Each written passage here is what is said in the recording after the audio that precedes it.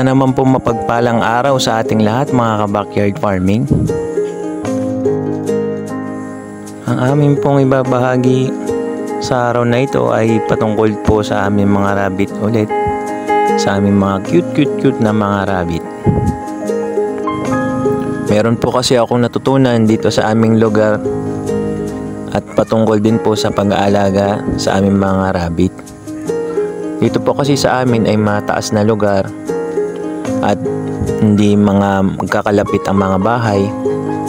So, yung hangin po dito is napakalamig pag ganitong panahon ng Disyembre.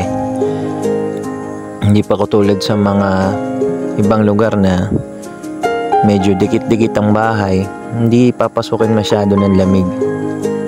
Ang amin pong mga alaga is nagkaroon ng problema. So nakita nyo po nung unang clip ng mga rabbit, yun po yung clip ng video ko sa nakaraan na nung nag-gendering po ako na marami pong mga anak yung aking inahing rabbit. 8 po yun. Pero po ngayon ay ilang piraso na lang sila. Kasi po ay meron nang hina sa kanila. Dahil nga po malamig ang panahon. Akala ko po dati pagka mainit, yan po ang pangit na mag-breed. Pero pangit po pala mag-breed sa malamig na panahon ngayong Disyembre. Kahit na nakasurvive sila nung maliliit pa sila, ngayong lumaki na sila, hindi na sila masyadong dumidede, kumakain na nga sila, pero nagkamatay pa rin po sila. Kasi nga po dahil sa panahon, akala ko dahil makakapal ng mga balahibo nila, hindi na sila lalamigin, pero nilamig pa rin po sila at nanghina at nauwi po sa pagkamatay. Ayan po ang unang namatay at ito pa, at meron pa yung hindi ko na video dahil pa isa-isa po yung kanilang pagkamatay.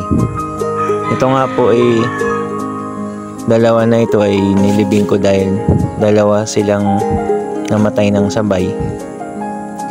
Yung unang gabi, yung isa pa lang, pero pinurse aid ko siya.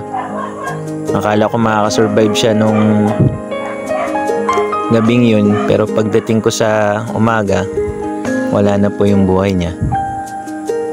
At pagpunta ko sa kulungan, ganun nga, wala na rin yung buhay nung isa, si Blue. Yan pa naman yung gusto kong kulay kasi mahirap nga siyang palabasin. Talagang tuwan-tuwa ako nung nagkaroon kami ng kulay na blue. Pero magpapaalam din pala siya sa amin.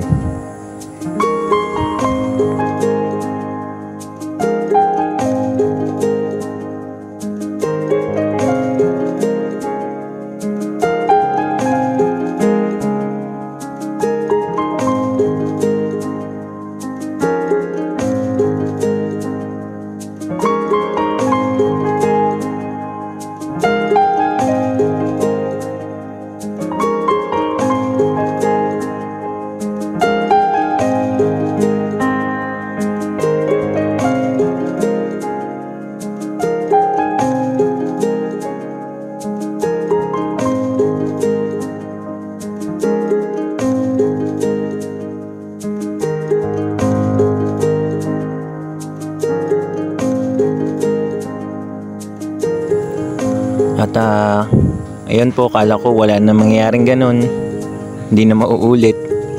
Pero kinabukasan po, pagpunta ko sa kulungan, meron na naman pong nabawas sa mga kapatid niya. Ayun yung color black. Kasi ito pong isa na malaki-laki na, yan po yung dapat iwawalay ko na. Pero hindi ko po winalay sa magulang niya dahil gusto ko pong paabutin ng 45 days. Pero